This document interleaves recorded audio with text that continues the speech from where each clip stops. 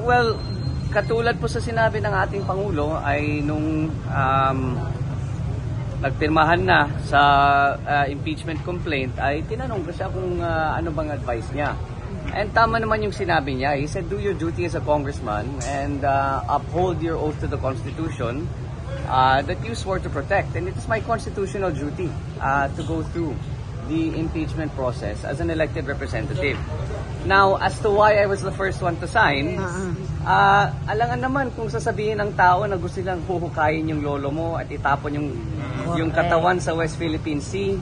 Sasabihin niya gusto niyang patayin ang Pangulo at ang First Lady na ang aking magulang at gusto niyang patayin ang Speaker. Ba't naman nagugulat ang tao na pipirma ako dyan?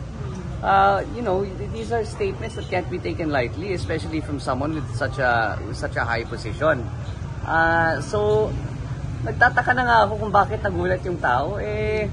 Alangan naman kung sasabihin mo, huhukayin mo lolo ko. Of course, I'll be the first one to sign. That should come as no surprise. So that's why I was the first one to sign. As to the allegations that I was the one who spearheaded the movement for the fourth complaint, katulad sa sinabi ng Pangulo, I think people give me too much credit. I was given the opportunity to sign, and I did sign, but I did not spearhead any movement, or I did not try to convince anyone to sign. I think they did that on their own volition.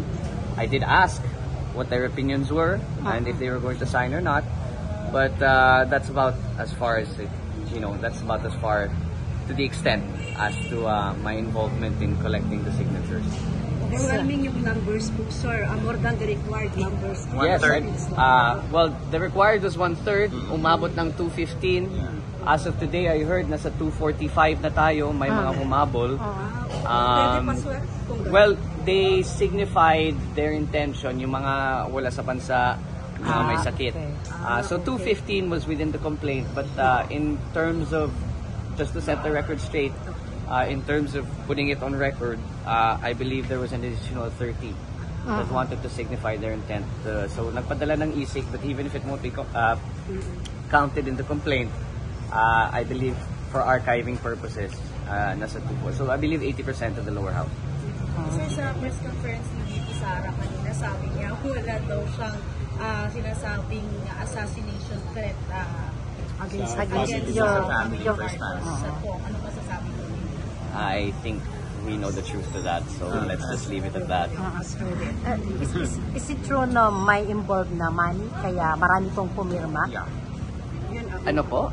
Meron din na naibigay na pera dun sa pumirma ng mga congressman? I think that's just part of yung mga fake news ng mga DDS. Parte po yan ng smear campaign nila to discredit the movement. You can't blame them Alam naman natin kung sino ang amo nila. But no, there was nothing offered in exchange for the signatures.